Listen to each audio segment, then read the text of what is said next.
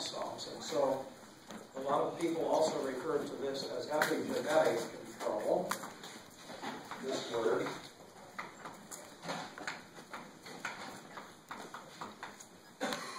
Control of gene transcription.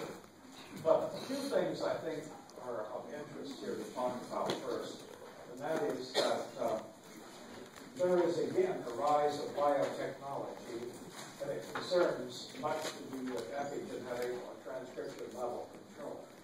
And what had happened some time ago in the 1970s, early 70s, is we saw biotechnology coming on board, having really started in 1953 with Watson and Crick's elucidation of the structure of double-stranded DNA. Therefore, the topic molecular biology was born, and paralleled with biochemistry, but it was a separate topic, meaning that one had finally explained how proteins are actually made with certain amino acid sequences, namely the gene itself, with its A's and T's and G's and C's, had a certain order to it, of A's and T's and G's and C's, and it made messenger RNA that then was translated by ribosomes to make proteins. So it was, in fact, pretty much that era of 1953 forward to the point where the 1970s came and the first starts of biotechnology came about with, for instance, Genentech, South San Francisco, has cloned the human gene for insulin, the protein human insulin, which is incredibly vital for diabetics with type 1 diabetes. But they put the human gene into bacterial cells so that the bacterial cell can work as a factory to make human insulin. So it became such you grow bacteria, but you're also making at the same time a protein internally in each bacterial cell that is a human protein, namely insulin. So it's a matter of harvesting the protein, the human insulin, out of the growing bacterial cells because it has a gene under transcription control, the human gene itself, that is turned on. And one can make the wet weight of one single bacterial cell to be about 5 and as high recently as 10% of the weight of the bacterial cell. The wet weight is the product you want, which is human insulin. So you can now do that with lots and lots of human proteins where the factory is the bacterial cell. A real step forward. But recently, people have come to realize that what's wrong with humans, often, what's called sickness, illness, and other problems, is that the human genes, you can think of about 22,000, are not, in fact, producing the right amount of messenger RNA for human time at the level of epigenetic control.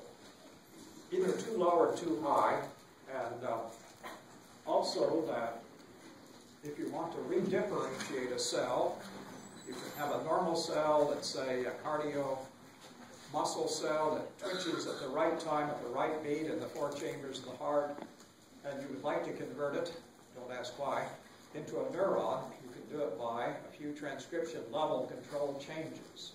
And that's one of the more interesting parts of the new regenerative medicine, is to actually alter the transcription level. So there are new drugs coming on board that are very targetable for transcription, called epigenetic drugs.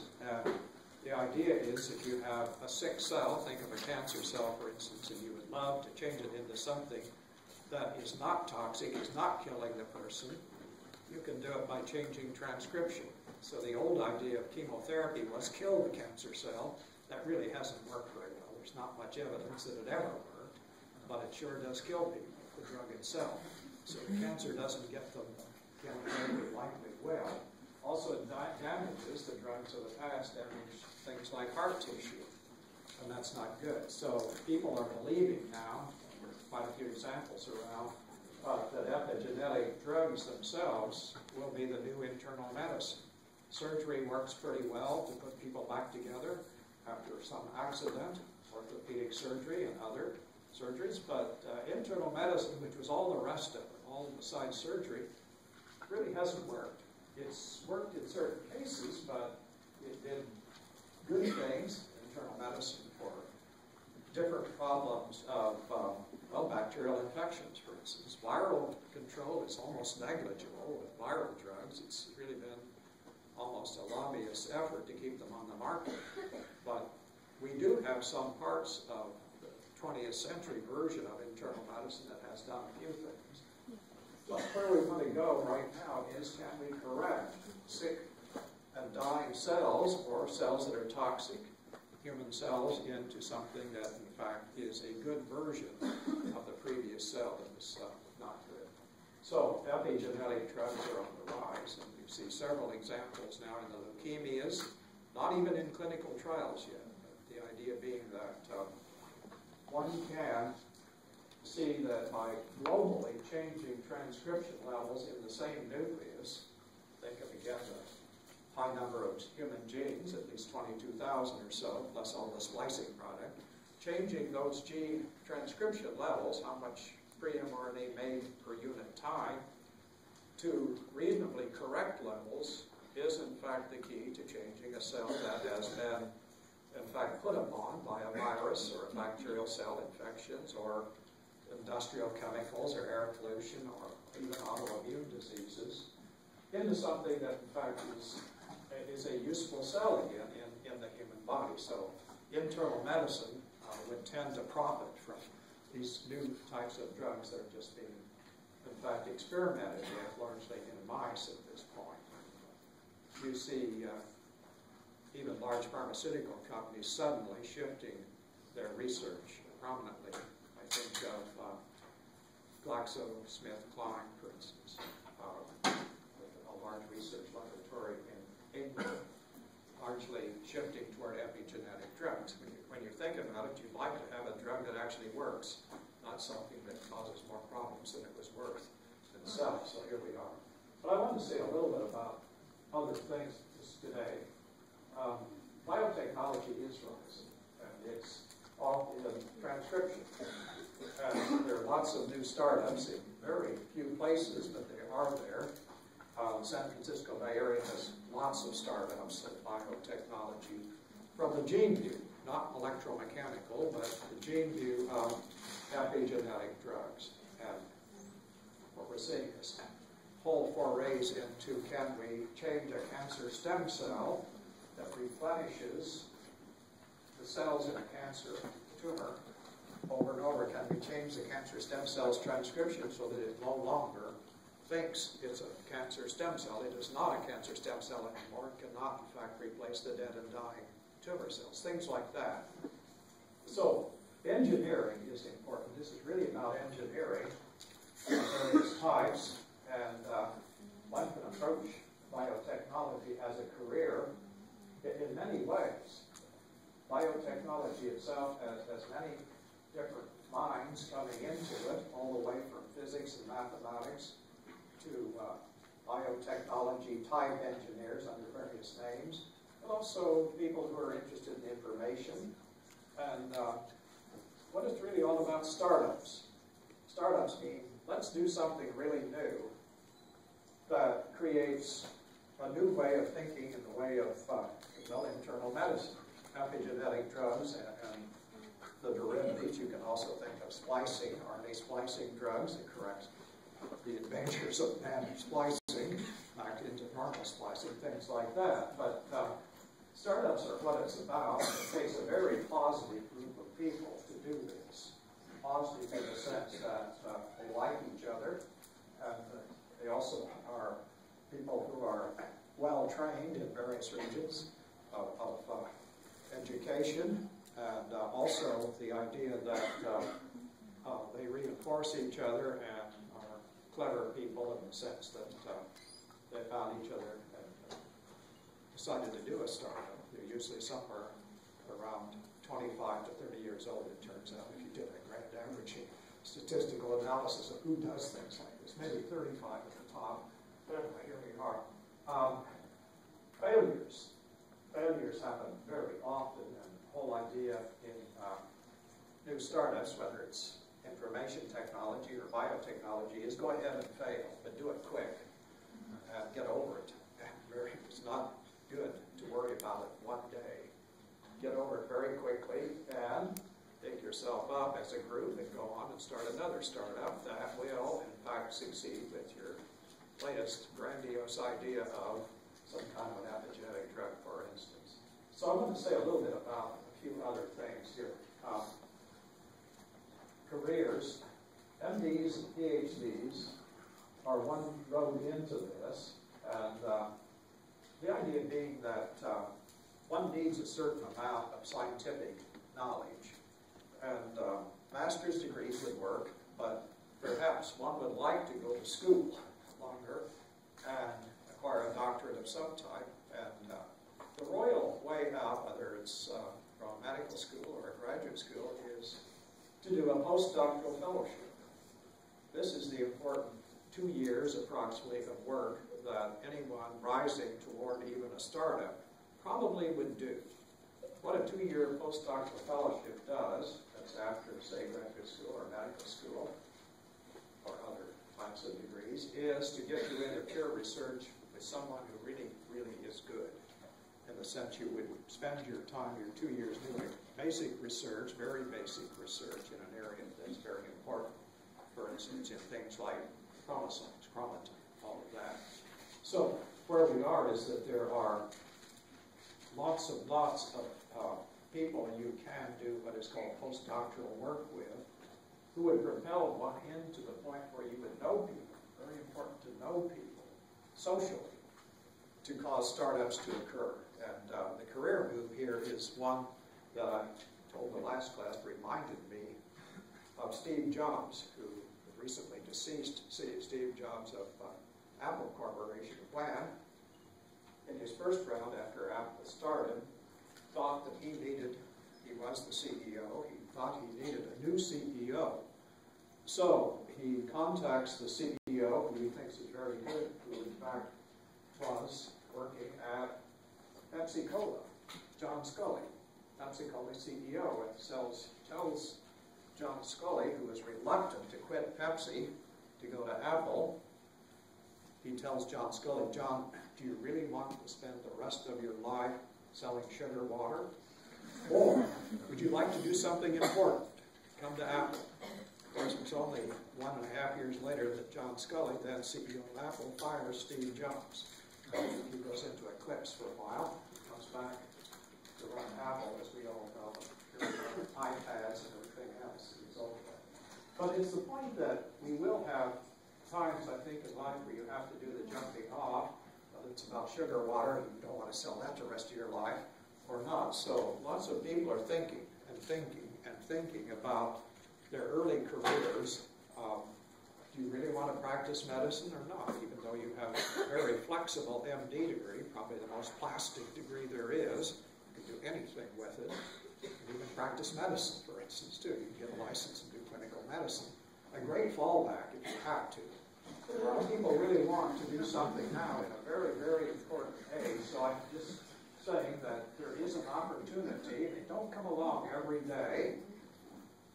A friend of mine said, who is, I guess how old he is, 50-something. He's chairman of a very prominent physics department, probably the most exalted physics department, but he said to me, I wish I was 20 again.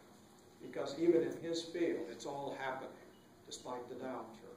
So anyway, where we are is that opportunities don't come every day. One has to be ready for it. And I would guess right now, if you like life science, biotechnology, from the gene view, not the electromechanical, but the gene view, is an interesting new area that has a new life, a second coming, so to speak. One other thing I wanted to say is about the final exam. It's really a midterm. It will be 2 hours, even though it's a midterm. It sounds like it should be 1 hour, but it's really 2 hours. It will be about what's talked about in this lecture. If you look at the notes I wrote up for Blackboard online, the 320 notes, it's way, way too much to study. I think if you look at the far end of those notes, it's pages and pages of material about chromatin and chromosomes. And just the easy way out of this for studying is that if it's not talked about here in this room, that it will not, NOT, not be on the final exam. So that, I would hope, would reduce fear and, oh my God, all that. But I want to come back to something, and that is, it sounds like sugar water again. painted veils. In history, if you look, there have been lots of short stories and long stories, and way back 1,000 years about painted veils, which is a way to cover up something that you don't want to face, or something, in fact, that you'd like not to think about, or you'd like to, in fact, use the painted veil to make a new something out of something old, something that has a different face on it. So a painted veil can be whatever you want. And even Somerset Maugham used it in a short story as a way to diffuse certain human feelings. The veil is there, and it's painted. It's a little bit obtuse. It's a little bit hard to look through. It's not transparent. Well, I have a piece of poetry, a poem, that illustrates this. It's kind of hard on certain people, but I thought it would be worth reading. It's a Shelley poem. Percy B.C. Shelley wrote this sonnet. This is an very old British poem, simply called a sonnet by Percy B.C. Shelley. Lift not the painted veil, which those who live call life. Though unreal shapes be pictured there, and it but mimic all we would believe. With colors idly spread, behind lurk fear and hope, twin destinies, whoever weave their shadows, o'er the chasm, sightless and drear. I knew one who lifted it. He sought, but his lost heart was tender. Things to love, but found them not, alas, nor was there aught. The world contains the which he could approve, though the unheeding many he did move. A splendor among shadows, a bright blot upon this gloomy scene, a spirit that strove for truth, and like the preacher found it not. The apologies there on that.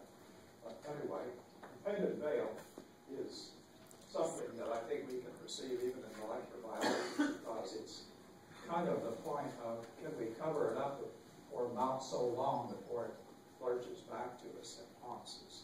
So today, chromatin. It's about the parts of chromosomes where one has a chromosome with double-stranded DNA running the length of it.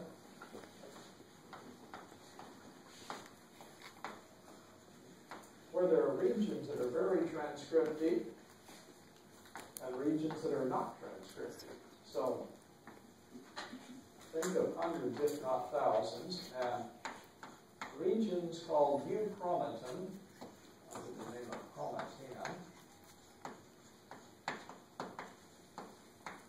Chromatin and heterochromatin.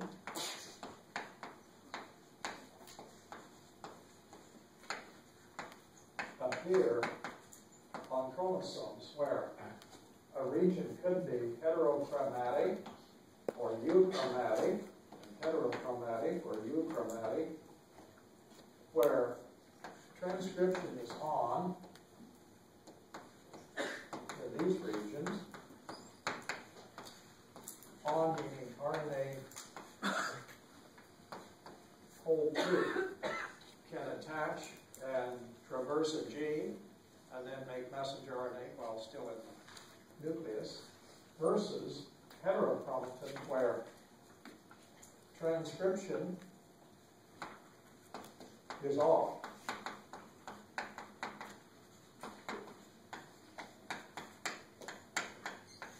So the idea is you will see heterochromatic regions, and they are in fact regions where there is a certain fatness, bulge, let's just say fat, and euchromatic regions where the chromosome, if you look in the light microscope, is thin.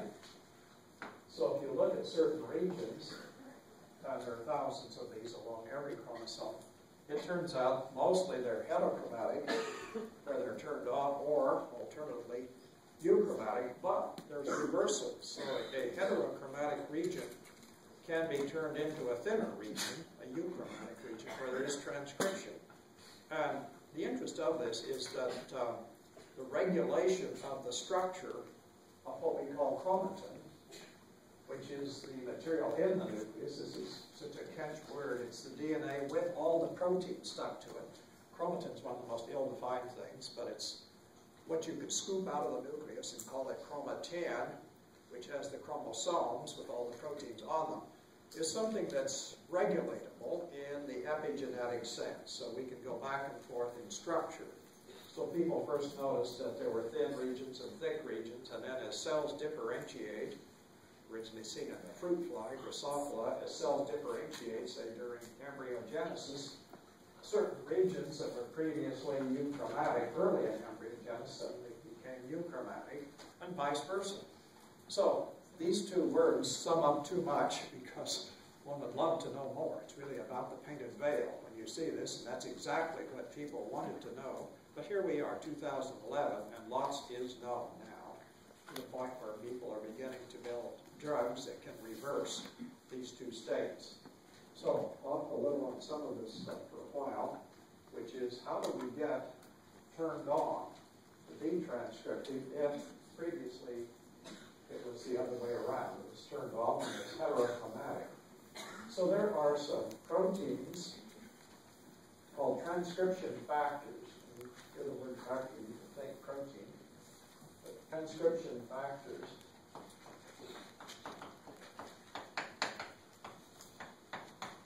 and they will have on their folded up surfaces certain motifs. So a motif would be a small part of a larger transcription factor. And there are motifs on the outside of these proteins that will bind double-stranded DNA and turn on transcription. So the motifs themselves, there are quite a few, for example, are motifs like you might find in homeodomains,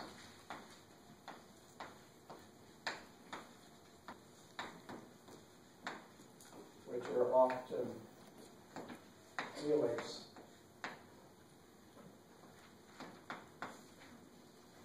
turned helix.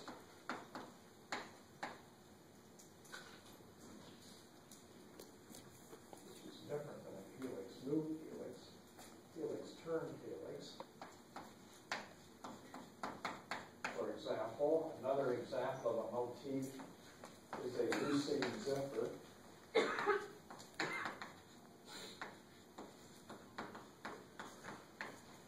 Another is a zinc finger that sticks out of the protein.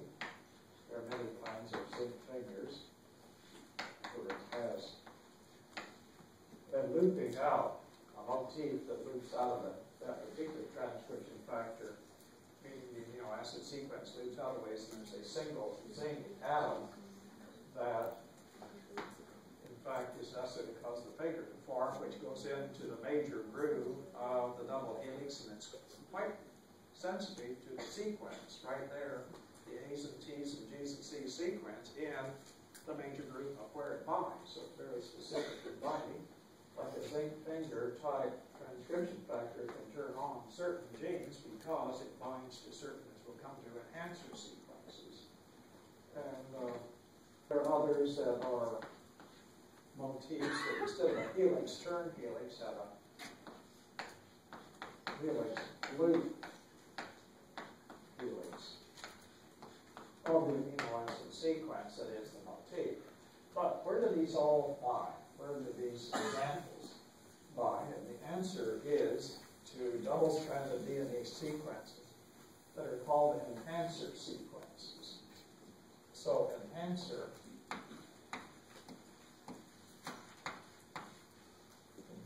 D period S period or double-stranded DNA sequences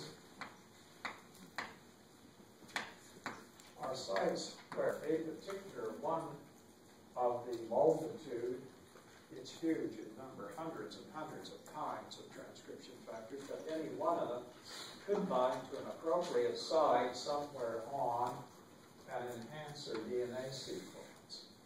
And it will go about helping, we'll get to the rest of this again, this DNA, we've seen this picture before. There's a bend. This is chromosomal double-stranded DNA with a Prof sequence here, and perhaps an initiation sequence here, where we'll have pre-mRNA being made. Let's put a gene in here. Double-stranded DNA gene. So in the direction here of the arrow, where this was +1 to start, direction of the arrow, we would have the 3' end here of this pre-mRNA being made from here. But at various sites in the enhancer sequences here, we would have perhaps binding sites for different kinds of transcription factors.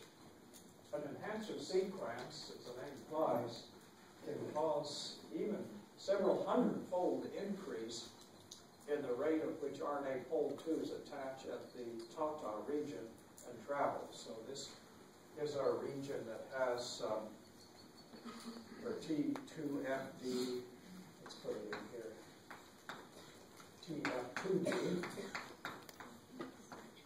plus TATA binding protein, TBP.